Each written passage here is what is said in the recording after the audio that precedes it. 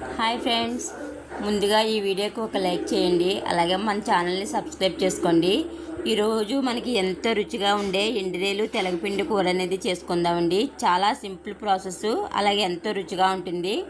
ముందుగా మనం ఎసరు పెట్టుకుని దాంట్లో కొద్దిగా పసుపు వేసుకుని చూడండి, చక్కగా మనకి కావలసినంత తెలగపిండి వేసుకుని, అలాగే మునగాకు, తర్వాత మనకి ఉల్లిపాయలు, పచ్చిమిరపకాయలు వేసుకుని ఇందులో సాల్ట్ యాడ్ చేసుకుని మూత పెట్టుకోవాలి.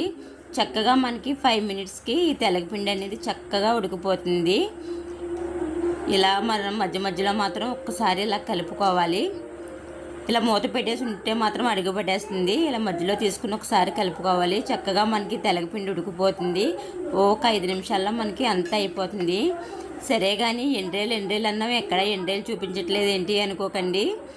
చూడండి, మనకి అలాగ ఉడికిపోయిన తెలగపిండిలో పోపు పెట్టుకోవాలి.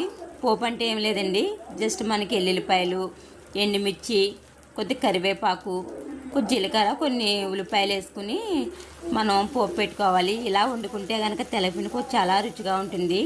సరే కానీ ఇవన్నీ చెప్తున్నా ఎండ్రేలు ఏవి అనేసి అంటే, ఎండ్రేలు మా ఆయనగారికి ఎండ్రేలు అనేది నచ్చదు. కాబట్టి ముందు మనం కూర చేసేసుకుని నేను ఆ కూరని తాలింపు వేసుకుని ఆయనకి కొద్ది కూర తీసిన తర్వాత మేము ఎండ్రేలు అనేది వేపుకుంటాం. మరి అలాంటప్పుడు నువ్వు కూడా ఎండ్రేలు మానేచ్చు కదని మీరు అడుగుతారు. ఎండ్రేలు తిన్న రుచి మనకి మానాలంటే మానలేమండి.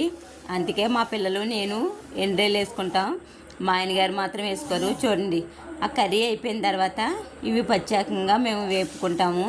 వేపుకుని అందులో అప్పుడు కర్రీని యాడ్ చేసుకుంటాము. ఏ కూరన్నా సరే అలా చేస్తాం. కానీ ఈ వీడియోకి మీరు అందరూ ఒక లైక్ చేయండి అబ్బా. ఏంటంటే మీ సపోర్ట్ నాకు ఎంతో అవసరం. అలాగే మన ఛానల్ని సబ్స్క్రైబ్ చేసుకోండి. ఈ కూర ఇదే విధంగా చేసుకుంటే కనుక చాలా రుచిగా ఉంటుంది. ఎండ్రేలు తెలగపిండి అనేది చూడండి, చక్కగా కర్రీ అయితే మాత్రం చాలా టేస్ట్గా ఉంటుంది. రోజు తినే అన్నం కన్నా ఒక ముద్ద మనం ఎక్కువే తింటాము, అంత బాగుంటుంది ఈ కూర అనేది.